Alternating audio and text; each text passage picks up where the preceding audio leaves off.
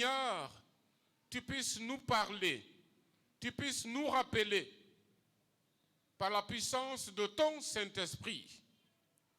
Seigneur, parle à nous encore ce matin. Parle à ton peuple. Et utilise-nous, Seigneur. Utilise-moi et mon interprète, afin que tout ce que nous allons annoncer, prononcer à partir d'ici, soit une bénédiction pour ceux ou celles qui sont en train de nous écouter dans cette maison et ailleurs, avec les différents moyens, Seigneur, qui sont en train de nous écouter. Je prie, Seigneur, en ce moment, que tu bénisses ton peuple et que ton seul nom soit glorifié, élevé à jamais. Et que tout ce qui peut être perturbation, ce qui peut, Seigneur, nous donner Jésus, une vision qui n'est pas celle de toi, soit ôtée, soit détruite, Seigneur. Comme disait l'autre, parle et que, Seigneur, ton assemblée écoute. Parce que nous savons que avec toi, nous sommes plus que vainqueurs. Et lorsque tu es présent, la force, Seigneur, diabolique, la puissance satanique sortent au milieu de nous. Ce matin, merci pour cette liberté que tu nous as donnée. Nous te bénissons et nous te rendons toute la gloire. Au nom de Jésus. Amen. Amen, amen. Amen. Nous trouvons dans notre texte que nous venons de lire dinañ gis ci kàddu bi ñu jàng léegi trois personnages. ñett nit. Si vous avez fait attention, soo leen si bàyyi xel. trois personnages. ñett nit. Il s'agit d'Akab. ñuy wax ci Akab. Il s'agit de Jézabel. muy Jézabel. Et d'Élie. ak Élie. Et c'est important de connaître un peu ces personnes. te du baax la ñu xam ñan ñooy nit ñooñu. La Bible nous a dit que Akab était le roi d'Israël. kàddu yàlla na Akab moo doon buuru ci Israël. C'est Akab qui a épousé Jézabel. te Akab mooy jëkkëru Jézabel. Et c'est Akab aussi qui a envoyé des faux prophètes. te Akab boobu mooy yónni yonent yi bon yi. Et la Bible a dit qu'il en tua de vrais. te moomu ñooñu jot nañu rey ñu baax ñi. Et aussi détruit les autels du Seigneur. te noonu la ñuy yàqee fu ñuy jaamee yàlla. Qui est Jézabel? kan mooy Jézabel. Jézabel était prophétesse. Jézabel kooku yonent bu jigéen la woon. La femme d'Akab. te jabaru Akab la tamit. Et le désir qu'avait ce Jézabel, cette Jézabel, te Jézabel lu mu bëggoon. de rendre ses dieux égaux aux dieux d'Israël. dafa bëggoon yàlla mi mel ni comme yàlla Israël. Et lorsque je vais beaucoup parler en détail, je vais entrer dans le message, dinaa wax xóot ci kàddu gi. nous aurons à bien comprendre cette dame, te dinañ cette xam bu femme. baax ki kan mooy jigéen boobu. La Bible dit que Élie Bible nee na Élie. est le prophète de l'Éternel. mooy yonentu aji sax ji. C'est Élie qui a lutté contre l'idolâtrie. moom moo doon xeex lépp li nuraak tuur. C'est Élie qui a lutté contre l'injustice. moom moo doon xeex lu nga xam ne mooy lu jubul. Il était un prophète courageux. ndaxte moom dafa amoon sañ-sañ. Mais la Bible dit que il ne craignait pas au début. kàddu yàlla nee na moom ragul woon ba ci njëlbeen nga. Il était un homme de Dieu intrépide. ndaxte moom. C'est-à-dire qu'il ne craignait pas le danger. moom ragalul dara. Et il avait en face de lui te amoon na doole. 450 faux prophètes sur la montagne. amoon na ay prophètes yi nga xam ne bokkuñu woon dara ak yàlla. Mais un jour, waaye benn bés. il a eu une panique waaye benn bés mu tiit. devant cette femme Jézabel. ci kanam jigéen boobu ñu wooyee Jézabel. Le sujet ou le thème que je veux vous apporter ce matin, mes frères et mes sœurs, li ma leen bëgg waxtaane tey suba si sama mbokk yi. c'est nos luttes mooy sunu xeex yi. et nos ressources divines. ak fu ñuy jëlee sunu doole. Nos luttes sunu en xarale. tant que serviteurs, servantes de Dieu. ñii di liggéeyal yàlla. Quand on accepte Jésus-Christ comme Seigneur et Sauveur, soo nangee Yeesu Christ ni sa musalkat et on marche véritablement avec lui, te ñuy dox ci dëgg-dëgg ak moom tu auras des luttes, di nga am ay tu xarale auras des combats. di nga am ay xarale Et je crois que ceux qui l'ont déjà accepté te gëm naa ne ñi nangu et Yeesu marché avec lui depuis fort longtemps, te ñuy dox ak moom ba léegi ils comprennent cela. te xam nañ bu baax li may wax Ils en ont et ils auront aussi des luttes, am nañ te des dinañ combats à faire. dinañ continuer am ay xarale Parce que la vie chrétienne n'est pas du tout facile. ndaxte diiru chrétien du lu yomb Mais gloire soit rendue à l'Éternel notre waaye Dieu. nañ sant yàlla Nous avons un Dieu puissant. ndaxte am nañ yàlla bu am kattan Nous avons des ressources divines. te xam nañu fu ñuy jëlee Notre sunu Dieu xeexee est au-dessus de tout problème, au-dessus de toute difficulté. ndaxte suñu yàlla moo gën a mag lépp li mel ni jafe-jafe J'aimerais partager avec vous quelques points sur bëgg ce naa seedoo thème. ak yenn ponk Lorsque nous lisons au verset 1 du chapitre 19, suñuy jàng ci kàddu yàlla bi il est dit que Akab rapporta. nee nañ Akab ñëw nettali na Et c'est ça notre premier point. loolu la ñuy njëkk waxtaane Nous voyons ici un rapport destructif. dañuy déglu fii kii di yónni li nga xam ne kii di wax li nga xam ne baaxul Akab rapporta. Akab mu ngi nii di jottali dara Et au verset 3, il est dit que Élie, voyant cela, ñu ne Eli bu mu gisee loolu le deuxième point, nous ñaareel voyons ponk bi ici une vision. gis nañ fii benn gisaane Élie a vu, a entendu. Eli gis na dégg na Et la Bible dit que Élie, voyant cela, se leva et s'en alla. kàddu yàlla na Eli bu mu ko gisee ci la jóg dem yoonam Une vision troublée. mu ndax dafa jaaxle ci li mu gis Et au verset 4, ci aaya ñeent nous voyons Élie qui va aller au désert. Eli noonu mu dem ci manding ba Il s'en alla mu dem ci manding ba dans le désert. ci manding ba La solitude dans le désert. foofu yow kese la La solitude dans le désert. foofu ñun kese ñoo fay Et nekk je terminerai avec l'atteinte à sa personne. dinaa jeexal ci nu mu ragalee boppam Pardon, c'est le troisième point. Le quatrième point, l'atteinte à sa personne. ñeenteel Au verset point bi 4, la deuxième partie, il dit, il s'assit sous un genêt et demanda la mort. L'atteinte à sa ñu ne personne. mu toog ci suuf garab ni di laaj dee Et je terminerai avec le verset 8. dinaa jeexal Le ci aaya cinquième point, ci ñeenteel où j'appelle réussite, juróomeel ponk bi où j'appelle l'obéissance. li may tuddee déggal nit déggal yàlla Parce qu'il est dit, il se leva, mangea et but. ndaxte Eli jóg na lekk na te naan na Il se leva, mangea et but. jóg na Il lekk na a te écouté naan na ce que l'ange de l'Éternel lui avait conseillé, lui avait dit. ndaxte déggul na malaako yàlla lu mu ko wax lépp Un rapport destructif. wax bi yàq Akab rapporta à Jézabel tout ce qui est arrivé sur le mont Carmel.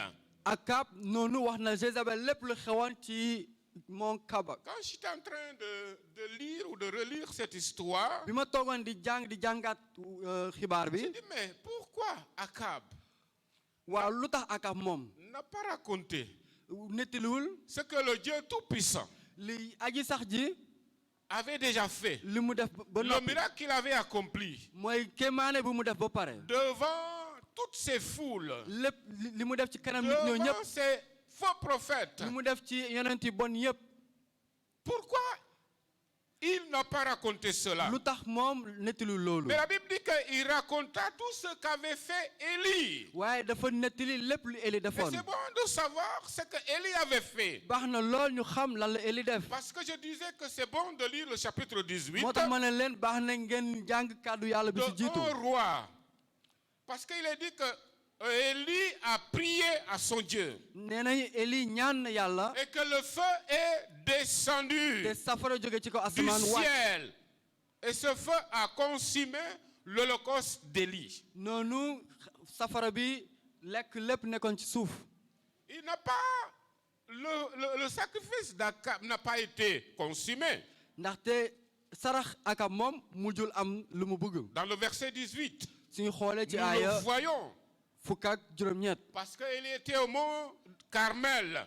ndaxte Eli tamit mu ngoon foofu ci mont Carmel. Alors que lorsqu'ils ont fait ces deux sacrifices, bu ñu defee sarax ñaari sarax yooyu. Élie leur avait dit Eli nee na leen. que chacun prie ku nekk na à son ñaan Dieu yàllam.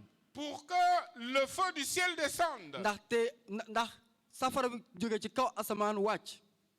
Et chacun des deux camps ndaxte ñoom ku nekk devait prier. dafa waroon ñaan. Après avoir effectivement fait bien le sacrifice, bu ñu waajalee sarax immolé bi l'animal, bu ñu reyee mala bi ils devaient commencer à prier. dañu war a tàmbali di ñaan.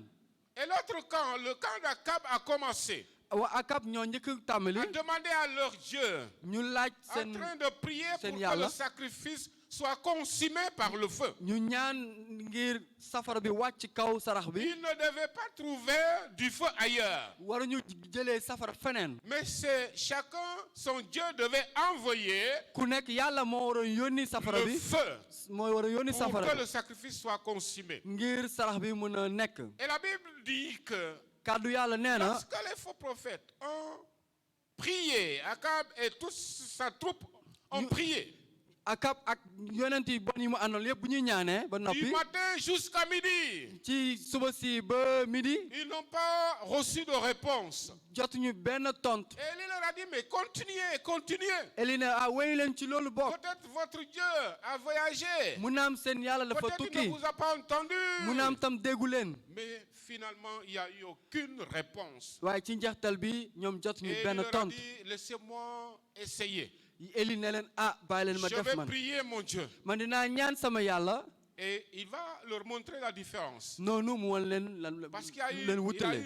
le sacrifice d'Élie était mouillé. Il a mis de l'eau. ndaxte sarax Eli moom amoon na ndox Il ci a kawam. amené, la Bible doit parler de 4 cruches qui étaient remplies d'eau. Bible nee na dañu indoon ndox bu bëre.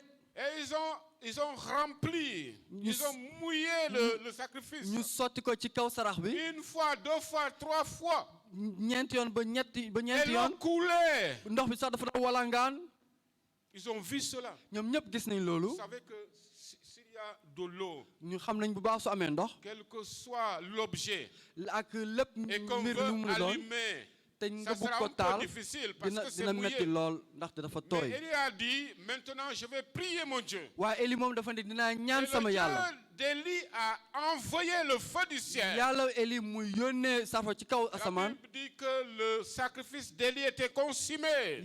Bible nee na safara wàcc ci kaw Le sarax ba. feu de Dieu est descendu du ciel. saraxu yàlla safara yàlla wàcc ci kaw asamaan sa. Mais Akab n'a pas raconté cela à Jézabel. waaye Akab moom du loolu la nettali Il a seulement Jézabel. raconté ce que... Parce que les prophètes ont été tous morts. On les a tués. moom lu mu nettali mooy prophète yu Tous yëpp lañu rey. les faux prophètes ont été tués. prophète yu bon yëpp la ñu jot a Ce rey. qui faisait mal à Akab. Akab nag loolu moo ko Au metti lieu woon. de raconter, loolu d'expliquer mu waroon nettali le miracle qui s'était passé, kentaan bi yàlla def. le Dieu d'Élie, ce qu'il a envoyé, yàlla Eli lépp lu mu yónni. il ne l'a pas fait. waaye du loolu la wax. C'est important, mes frères et sœurs, dafa baax lool sama mbokk yi. de faire un bon rapport, ngeen def waxtaan bu am de bu am donner solo. un bon rapport. ngeen wax bu am bu dëggu. Et c'est important. te loolu dafa am solo. Qu'est-ce que tu parles de ton frère? lan ngay wax ci sa mbokk Qu'est-ce mi que tu sa wet. parles de ta sœur? lan ngay wax ci sa mbokk Qu'est-ce que mi. tu parles de ton église? lan ngay wax ci sa jàngu De bi. tes responsables? lan ngay wax ci sa Est-ce kilifa que yi. c'est un bon rapport? ba li ngay wax lu baax la. Est-ce que c'est véritablement ce que tu as entendu, ce que tu as reçu? est-ce que dëgg-dëgg loolu nga dégg wala loolu nga jot. J'ai bien dit, wax naa bu baax. il n'a pas dit ce que Dieu avait fait. waxul lu yàlla def. Akab n'a pas dit cela. Akab dafa waxul loolu. Ce sont les faux prophètes tués. waaye yonenti bon ñu rey. Et la Bible nous dit kàddu yàlla nee na. qu'Élie a eu peur par rapport à la nouvelle reçue. noonu la Eli ragal li mu jot ci Akab. L'adversaire fera toujours son travail. ku bon kii dina def tout saa su nekk Il liggéeyam. va continuer à faire son travail. dina wéy di def liggéeyam. Parce que c'est ça sa mission. ndaxte loolu la lañ ko Il jagleel. vient pour voler. day ñëw ngir Il sàcc, vient pour tromper. day ñëw ngir nax, Il vient pour faire peur. day ñëw ngir tiital. Mais si nous restons waaye fidèles, waaye suñu yemee, il ne pourra pas nous suñu détourner. goree duñu mën a Oh, yóbbu j'aime fenn. l'histoire de Job. bëgg naa loolu xibaaru Job. Quand il dit qu'il était un homme intègre, il était un homme bu droit, mu ne dafa ne nit bu jubloon, craignant Dieu. ragal yàlla. Et pourtant, c'est ce qu'était aussi Élie. dëgg la Eli sax noonu la mel. Et la Bible dit qu'il se détournait du mal. Eli Bible neen Eli dafa sorowoon lu bon. Mais un jour, Satan est venu vers cet homme de Dieu. benn bés seytaane ñëw ci Et nitu il yàlla va lui boobu. poser cette question. mu laaj ko bi mbir. Est-ce d'une manière désintéressée que Job te craint? est-ce que dëgg Job daf la bañ ngir ndaxte du lenn. Vous voyez cette question? xool leen laaj boobu. Il va dire que, mais s'il est en train de te servir, ni dëgg Job mu ngi lay s'il a liggéeyal. ta crainte, ni dëgg Job s'il se daf la ragal. détourne du mal, ni moom dafa sore lu bon. c'est parce que tu le bénis. ndaxte yow da C'est nga ko parce jox qu'il da nga reçoit ko barke. beaucoup de choses de toi. ndaxte yow dafa jot lu bëri ci yow. Et Dieu va laisser yàlla moom tam bàyyi noonu. Satan bàyyi en train seytaane de faire. def lu mu war a def. Tu le laisses faire. mu bàyyi Il va lui dire que tu peux tout faire, mu ne ko mën nga def lépp. mais sauf son âme. waaye bu laal Tu peux ruwam. tout prendre, Mën nga laal mais lépp. tu ne vas pas prendre son âme. Tu ne waaye vas pas toucher son âme. bul laal mukk ruwam. Et si vous lisez l'histoire de Job, te soo leen jàngee ci xibaaru vous Job allez voir qu'il avait tout perdu. di ngeen xam ne moom lépp la Même ñàkkoon. sa famille. lépp la ñàkkoon ba ci njabootam. Mais il n'a pas maudit Dieu. waaye moom musul. Il est resté musul fidèle. dellu Il est ginnaaw. resté juste à son Dieu. dafa gore. Et à dafa la fin yem de ci yàlla. sa vie, à la fin du chapitre de ce livre, te bu kàddu nous gi voyons jeexee que Job a récupéré. gis nañu Job jot na Il lépp a lu mu ñàkkoon. récupéré. Il a récupéré. jëlaat na lépp lu mu ñàkkoon. Si nous sommes avec Dieu, su ñu nekk ak yàlla quels que soient les problèmes, lépp jafe-jafe yi quelles mënut que a soient les jànkonteel difficultés, les dangers, jafe-jafe ak métti-métti yëpp Dieu ñu mun jànkonteel ne va pas nous laisser yàlla du ñu bàyyi mukk faire. du ñu Mais bàyyi il mukk viendra à notre secours. waaye dina ñëw muccal ñu. Vous savez, je parlais de qu'est-ce que nous rapportons. maa ngi doon ne lan la ñuy nettali Parce que souvent, ça nous décourage. yenn saay dañuy du ñu may doole Lorsque nous entendons cela, ça nous décourage. suñu déggee loolu du ñu may Si doole c'est un faux rapport, ça nous décourage. surtout sooy wax lu nga xam ne amul Et si tu n'es pas fort, te soo dëgërul tu risques de laisser le Seigneur. da ngay mun nga bàyyi Tu risques borom bi de laisser ta mission. mun nga bàyyi li la Tu yàlla risques de ne plus jagleel être fidèle au Seigneur. mun nga bañ a gore Les faux rapports. ay nettali lu amul. Oh, je me rappelle, maa ngi alors fàttaliku que je venais tout juste de sortir de l'école biblique bi may génn ci école biblique et que nous sommes allés en stage bu ñu demee stage ba à Kaolack avec un ci jeune Kaolack. pasteur aussi, ànd ak beneen pasteur comme ñun où nous sommes venus du même village. ñun ñëpp ñoo bokkoon fu ñu jógee Nous sommes sortis de la même année à l'école biblique. ñun ñëpp ci benn at bi moom la ñu génnee ci Et école biblique ba on nous a mis auprès d'un missionnaire ñu teg ñu ci wetu benn missionnaire en train de travailler. di liggéey ak Une moom année, deuxième année, menn ba ñaari at ce jeune pasteur est découragé kooku dafa mujj a xaddi parce que avec le missionnaire, ndaxte ak missionnaire ça n'allait boobu pas, ils ont parlé, mbir yi on demul a essayé noonu de réconcilier, mais waxtaan malheureusement, nañu jëm na leen jubaloo waaye il est parti, il a waaye laissé moom- la mission, il est rentré au waaye mujj village. na dem bàyyi liggéey bi Au lieu de raconter balaa ngeen di ce nettali qui s'est passé lu xew avec lui et le missionnaire, ak moom ak et missionnaire de bi dire véritablement ce qui a fait qu'il a quitté, ñu war a wax lu tax mu jóge foofu puis il a dit autre chose. mu wax leneen Il va dire que nee na nous sommes en train de souffrir. ñu nay nekk di am métit Pour manger même, c'est difficile. ngir lekk sax dafay metti On nous traite comme des esclaves. dañu mel ni ay jaam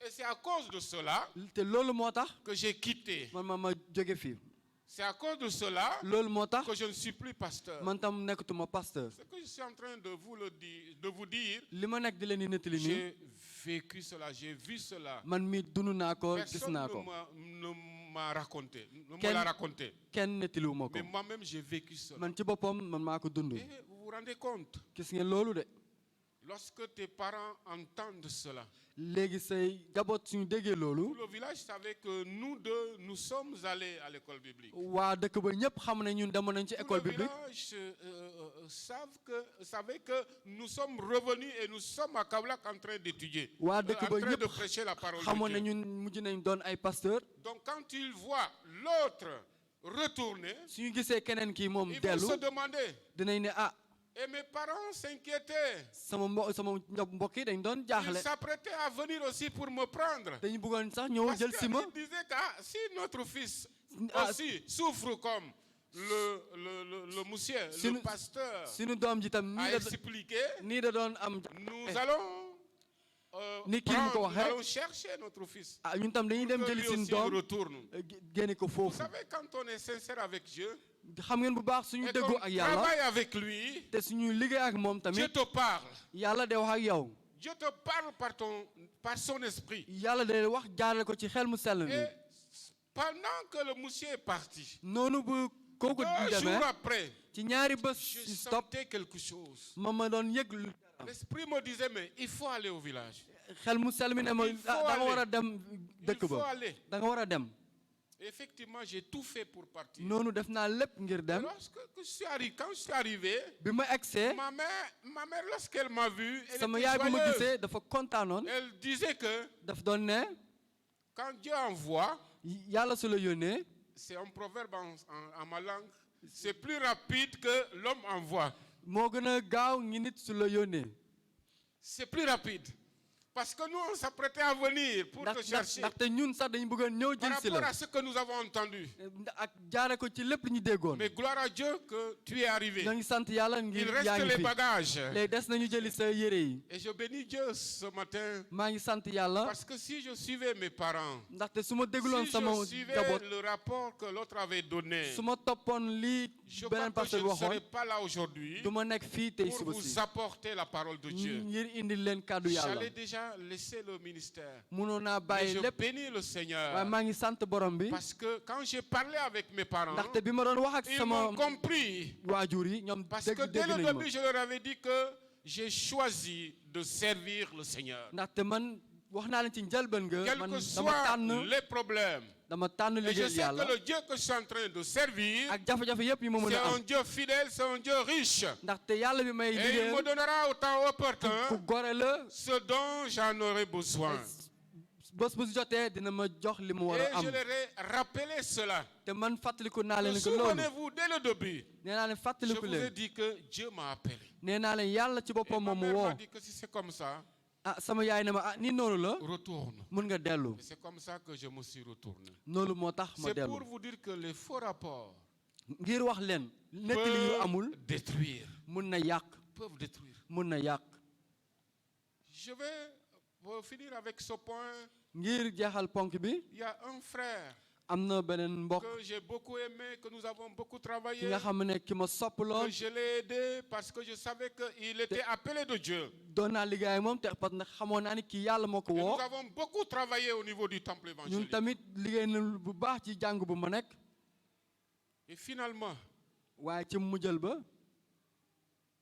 il savait que ce qu'il voulait faire moom li mu bëggoon def n'était pas en accord avec ce qu'on avait déjà établi dans l'église. bokkul ak lenn lu ñu tegoon lu ñu tëral ci jàngu bi Parce qu'il voulait avoir ndaxte moom le nom de son église. dafa bëggoon am turu église boppam Il voulait aussi sortir, trouver une salle dafa bëggoon génn wut pour kër proclamer la parole de Dieu ngir mën a wasaare kàddu yàlla et avoir le nom de son église ou de sa mission. Je sais pas. bëgg amoon turu jàngoom wala turu lu muy liggéey Et quand il est venu me raconter cela, ba bu mu ñëwee di may wax loolu je lui ai dit non, Mais ça là- ne peut pas aller. déedéet loolu moo mënul nekk Si vous sortez soo génnee pour trouver une salle, nga seet fi ngay si nekk vous le faites au nom du temple évangélique, soo ko defee ci turu jàngu bi ñu nekk le temple prendra soin de cela.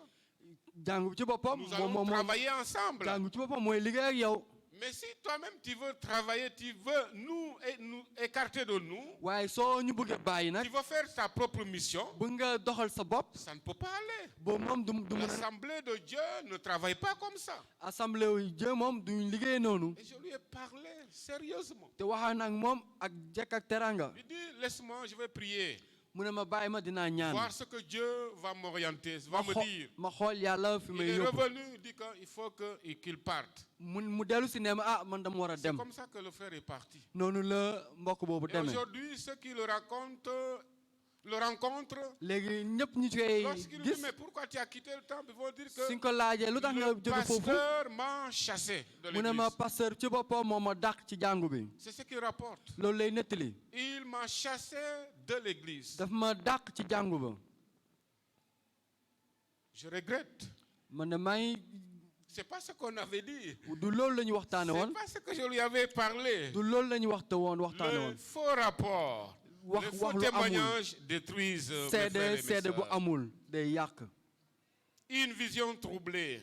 mu amoon jaaxle Quand Élie a entendu cela, Eli bu mu déggee loolu que c'était l'heure des menaces, nii dañ ko doon buubal Jézabel donc veut qu'Élie soit complètement éliminé.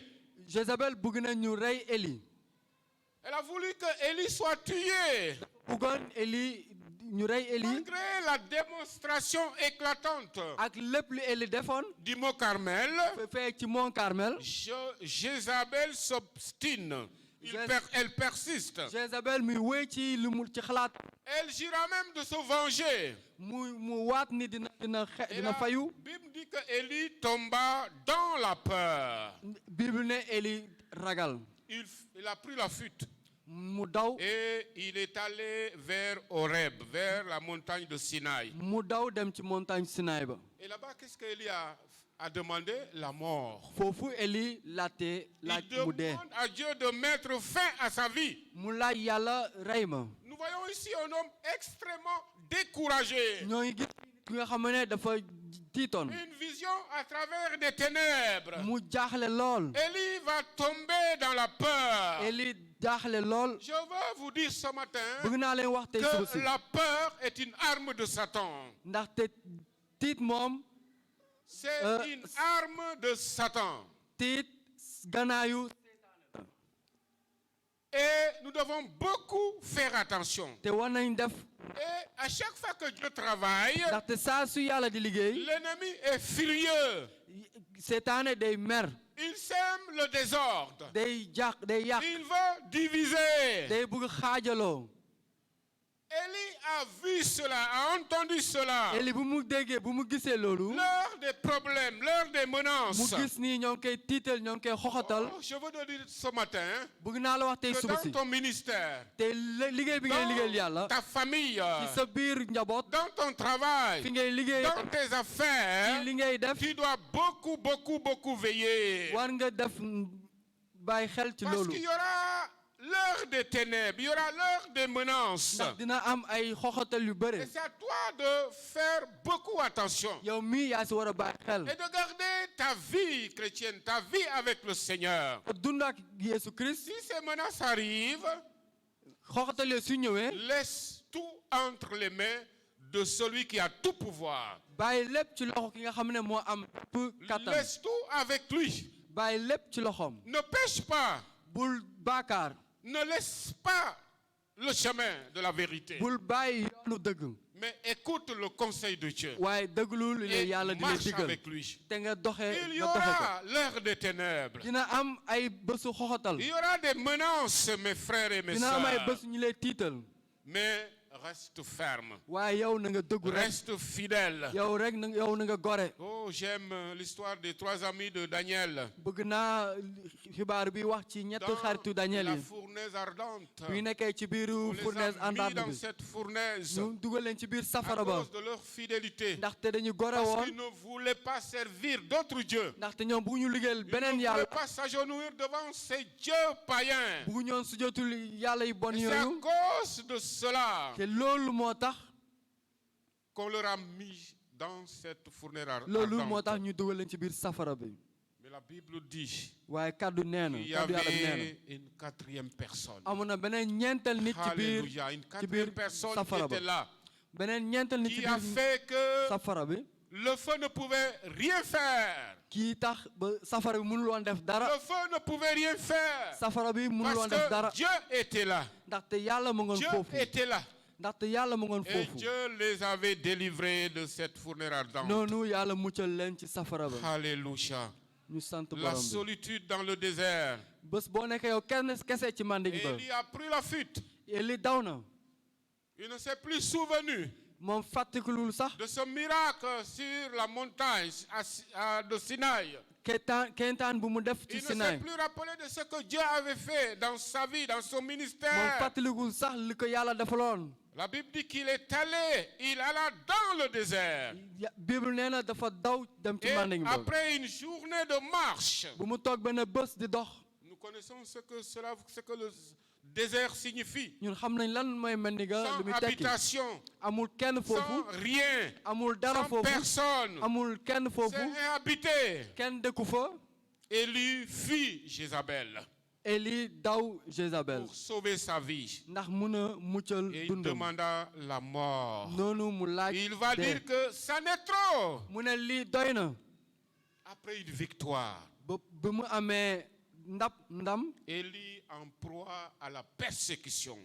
Eli ñoo ngi koy xoxatal Je veux te dire ce matin bëgg naa la wax tey que suba ce si que Satan cherche, seytaane lu muy wut ce qu'il essaye de faire aujourd'hui, li muy jéem a def léegi c'est de nous éloigner dañu bëgg soreel de ce que nous sommes en train de faire. lu ñuy nekk di def C'est nii de nous éloigner de la présence de Dieu. dafa bëgg ñu soreel ci teewaayu C'est de yàlla nous éloigner de la prière. dafa ñu bëgg soreel ci C'est de ñaan nous éloigner des réunions de l'église. dañu bëgg soreel ci dajew ak jàngu bi C'est de nous éloigner de notre foi, dañu bëgg soreel de notre sunu gëm-gëm communion avec Dieu. si sunu korole ak yàlla Refusez nañu bañ leen loolu tout ce qu'il peut offrir, tout ce qu'il peut donner, lépp lu mun na ma tout joxe ce qu'il peut faire. lépp lu mu mën a def Refusez. ñu bañ ko Et la victoire vous sera toujours donnée. noonu di ngeen am ndam Alléluia. sant borom Dieu bi est dans le désert. yàlla mu ngi ci manding ba Dieu est dans le désert. yàlla mu ngi ci Et manding il ba fuyait.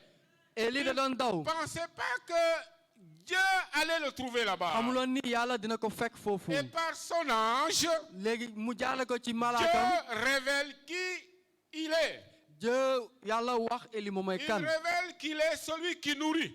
mu wan Eli moom mooy kii di dundal Dieu révèle qu'il est celui qui parle dans le désert. mu wax kii di wax ci biir manding ba Dieu révèle qu'il est celui qui touche pour faire vivre. mu wane moom mooy laal ngir nit ki dund Il était dans le désert. moo ngoon ci manding ba Mon frère et ma soeur, sama mbokk yi Dieu est avec toi. yàlla mu nga ak yow Dieu est avec nous.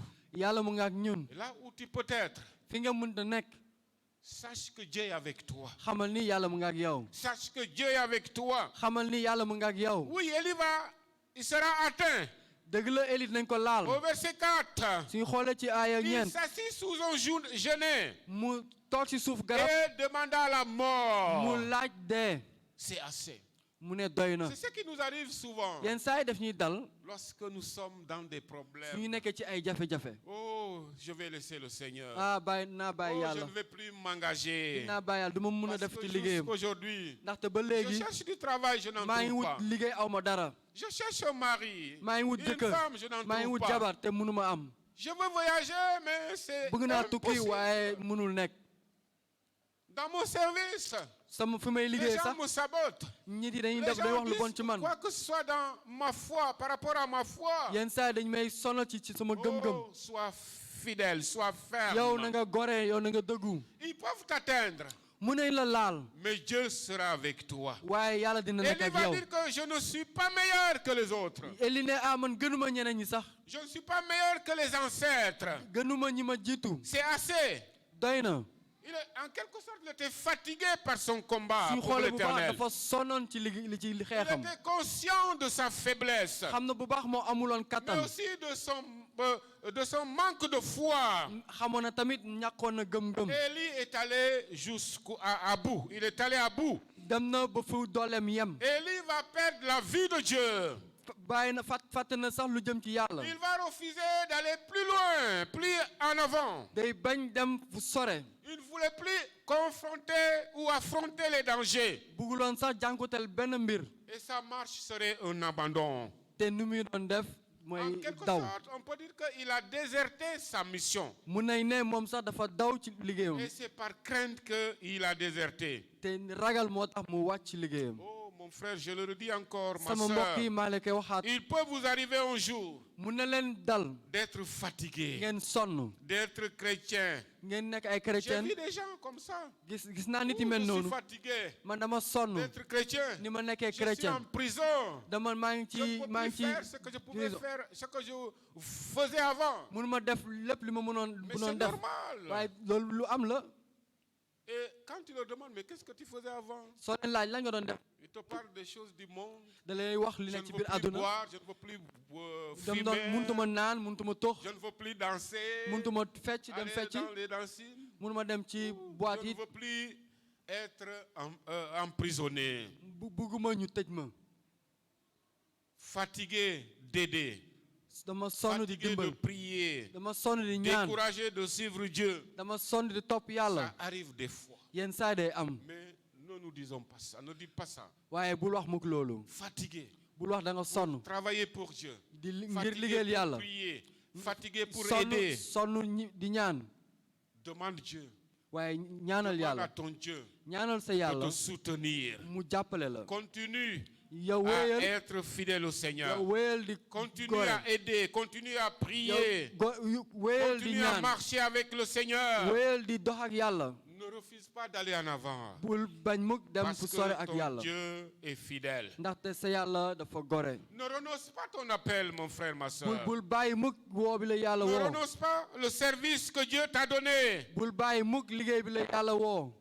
Mais marche avec lui. waaye doxal ak moom. Fais comme David. waaye defal ni comme David. David avait l'image de Dieu. David dafa menoon ni yàlla. Il avait l'image de Dieu. dafa amoon melokaan Et yàlla. il combat avec le nom de ndaxte l'Éternel. da doon xeex ak tuur yàlla. Et nous pouvons continuer ñun tam mun nañu wéy ci à loolu. combattre di xeex avec le nom de l'Éternel. xeex ak tuuru Le yàlla. nom tout-puissant. tuur bu am bu rëy. Je vais finir avec le verset 8. damay jeexal ak bi aaya. Ou ce qu'on peut dire réussite ou l'obéissance. li ñu mën a wax ci ndam ak dégg. Il se leva, mangea et but. dafa jóg lekk te naan. Et avec la force que lui donna cette nourriture, ak doole bi ko lu mu lekk jox. il marcha 40 jours mu dox ay fas et 40 nuits jusqu'à la bés yu montagne bëre. de Dieu à Horeb. ba ci montagne. Lève-toi et mange, yow jógal te dox. car le chemin est trop long pour toi. ndaxte yoon bi sore na lool ngir yow. L'Éternel va inviter son serviteur, yàlla dina woo ki koy liggéeyal. son serviteur fatigué, ndawam bi sonn. fatigué à se ressourcer, sonn ngir di lekk. fatigué à recevoir de nouvelles directives. sonn jot ci ay xibaaru yàlla. Mais il va envoyer son ange. waaye dina yónni. Nous avons des anges. ñun am nañ ay malaka. Dieu nous donne ses anges. yàlla dañuy jox Dieu malakam yi. envoie ses anges. dañuy yónni malakam yi. Je le redis encore. maa ngi la koy Le Seigneur connaît le lieu où se trouvait Élie. yàlla xamoon na fépp yi Élie nekkoon. Il le connaissait. xamoon na ko bu baax. Et il savait que Élie avait besoin de l'aide. xamoon ne Élie soxla na ndimbal. Et la Bible dit qu'il a envoyé son ange kaddu pour bi nee na donner de la nourriture à son ni serviteur. malakam ngir ndawam bi am lu muy lekk. Nous avons des anges. ñun am nañ ay malaka. Dieu nous envoie ses anges. yàlla dañuy yónni Cela malaka veut mi. dire que nous ne sommes pas seuls. loolu mooy wane ñun Il nekk est au ñun kese. ciel, mais il veille sur nous. mu ngi ci kaw asamaan waaye Il dañuy est au day ciel, mais bàyyi il xel. prend soin de nous. mu ngi ci kaw asamaan waaye dañuy Il bàyyi est au xel. ciel, mais il ne nous a pas laissés. mu ngi ci kaw asamaan waaye bàyyi ñu mukk. Et il ne va jamais nous laisser. te ñu mus a bàyyi tamit. Alléluia. ñu sant borom bi. C'est lui qui a fermé les gueules des lions. moom moo tëj gémminu gaynde ya. Quand Daniel était mis dans leur fosse, Daniel 6, 22, bu ñu dugaloon Daniel ci gaynde fu ñu nekkoon. Pierre et les disciples étaient enfermés. Pierre ak yeneen ndaw yi fu ñu leen dañ leen tëjoon dans une prison nekkoon ci benn à prison cause de leur témoignage, ak seen seede à cause de leur prédication, seen seede tax ñu def leen parlant loolu de la mort de Jésus, bu ñuy waxtaan ci deewu parlant Yeesu de la résurrection de bu Jésus, ñuy wax ci dekkiwu Yeesu disant que c'est lui seul qui donne le salut, la vie bu éternelle. ñuy wax kii rek mooy muccal Et à cause de cela, te loolu ils moo tax étaient enfermés en prison. ñu tëj leen ci biir prison ba Mais Dieu va envoyer son ange. waaye yàlla yónni malaakam Dans Acte 12, 7, ñu xool ko ci jëfi Acte apôtre 5, ya 19, nous voyons cela. foofu lañ koy gisee Élie obéit à la parole de Dieu. Eli déggal kàddu yàlla Obéit à la parole de Dieu. yow tam na nga déggal kàddu Nous yàlla pouvons avoir un rapport destructif. mun nañu dégg wax yu Comme Élie wax yu avait bon ce rapport. ni Eli lu mu ko amoon Nous pouvons avoir une vision troublée. mun nañu am gis-gisaane bu leerul Pour être dans la solitude, mais dañu war a nekk ci war a nekk kese à la maison ou en œuvrant pour le Seigneur. nekk suñ kër wala di liggéeyal yàlla Mais Dieu est avec nous. mais xamal ni yàlla mu ngi ak yow Parce que nous sommes appelés à obéir. ndaxte yàlla ñu woo ngir ñu mun a ñu mun ko déggal Nous sommes appelés à obéir à la parole de Dieu. dañu war a déggal kàddu yàlla Parce que ce que Dieu veut, yàlla li mu bëgg que nous réussissions dafa bëgg ñu am ndam dans notre vie chrétienne. ci sunu dundu Ce que Dieu chrétien veut, yàlla li que mu nous bëgg puissions avancer day bëgg ñu et wéy di avancer dem avec lui. wéy di dem Et ak pour moom avancer, ngir mun a dem nag il faut connaître ce Dieu réellement. da nga war a xam bi yàlla Ce bu Dieu baax fidèle. yàlla bu Et gore pour le connaître, ngir mun ko xam c'est nag par l'écoute de sa parole. da nga war a déglu kàddoom Marcher avec sa parole. di dox ak kàddoom Vivre avec sa di parole. dund ak kàddoom Oh, j'aime ce verset dans Josué Bëgg 1:8 naa que lool nous aaya bi. connaissons. Josué Josué. 1:8 que nous connaissons. ba di nga xam ni bi ñu Que xam bu le baax livre de la loi ne s'éloigne point de ta bouche. kàddu yàlla bi bu mu sore mukk sa gémmiñ Mes frères, mes sœurs, sama mbokk yi que le livre de la loi, que la parole de Dieu kàddu yàlla ne s'éloigne point de notre bouche. bu mu sore mukk suñu gémmiñ Il est dit que l'obéissance à Dieu vaut mieux que les sacrifices. nee nañ déggal yàlla moo ëpp lépp li sarax L'obéissance à Dieu vaut mieux que les querelles. déggal yàlla moo gën lépp li xuloo L'obéissance à Dieu vaut mieux que les discussions. déggal yàlla moo gën lépp li ay waxtaane L'obéissance à Dieu vaut mieux que les découragements. déggal yàlla moo gën lépp li wàcc sa loxo wàcc sa bopp Oh, ce matin, tey suba si dans quoi ci lan ou en quoi, ou ci lan wala dans ci lan quoi ou en quoi wala ci lan wala tu foo es en train de lutter. foo nekk di xeex Tu es en train de lutter. yaa ngi xeex Nous avons vu la lutte gis nañu d'Élie. gis nañu xeexu Eli Grâce soit rendue à Dieu. ñoo ngi sant Si borom bi Dieu n'avait pas intervenu, yàlla su ñëwul woon il allait laisser le ministère. day bàyyi lépp Il lu allait jëm ci liggéeyu mourir. yàlla noonu mu rey Parce moom qu'il mu était dee déjà découragé. ndaxte moom amuloon beneen kattan Ce matin, tey suba je si le redis maa encore. ngi koy bamtuwaat Dans quoi ou en quoi tu es en train de ci lutter? fan wala ci loo nekk Est-ce que c'est le péché? du bàkkaar Est-ce que tu es en train de lutter contre le péché? yaa ngi xeex ak bàkkaar Est-ce qu'il a pris vraiment une place dans ta vie, dans ton cœur?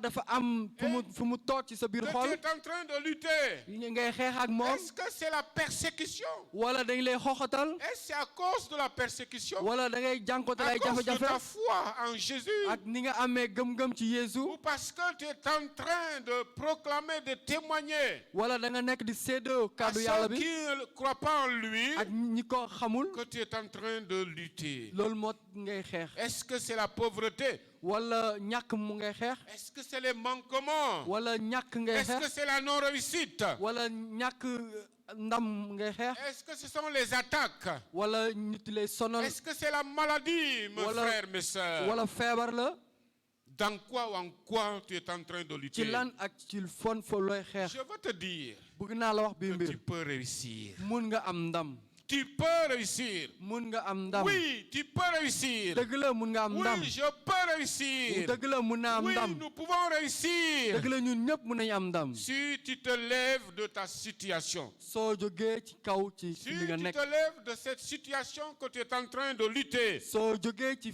fi nga et nekk que tu viens de tout ton cœur te nga ñëw ci sa xol bépp au Seigneur de la vie, ci yàlla miy au joxe Seigneur dund de la délivrance, ci yàlla miy joxe musal et de lui remettre tout. te nga jox ko lépp De lui remettre tout. te nga jox ko lépp Lui-même, il a dit moom ci boppam nee na que rien ne pourra nous séparer de son amour. dara munu ñu xaajaloo ak cofeelam Rien ne pourra nous séparer dara mun ñu xaajaloo de l'amour de Dieu en Jésus-Christ. cofelu yàlla ci Jésus Christ Dieu l'a manifesté en Jésus-Christ. ndaxte yàlla wane na ko jaarale ko ci Yeesu Oh, Christ c'est pour cela. te loolu moo tax Je voudrais que bëgg naa nous puissions passer à la prière. bëgg nañu ñu Je ñaan veux prier bëgg naa ñaan pour vous ce matin. ngir yéen tey suba si Je veux prier pour vous ce matin. bëgg naa leen ñaanal tey suba si Parce que je sais que l'ennemi ne nous laisse pas. xam naa ni seetaan duñu bàyyi La Bible dit qu'il rôde. kàddu yàlla nee na mu ngi ñuy wër Il rôde au milieu de nous, mu ngi wër ci suñ ginnaaw sachant qui dévorer. di xool kan lay yàq Qui dévorer. di xool ku muy yàq Et il va continuer à rôder. te noonu dina ko def Et tant que nous sommes sur cette terre, saa suñu nekk ci kaw suuf moom il va rôder. dina continuer di Nous wër allons di wër beaucoup seen wet voir, nous allons beaucoup entendre. dinañ dégg lool Il y aura des Dina- informations dina am ay xibaar négatives yu bon comme positives.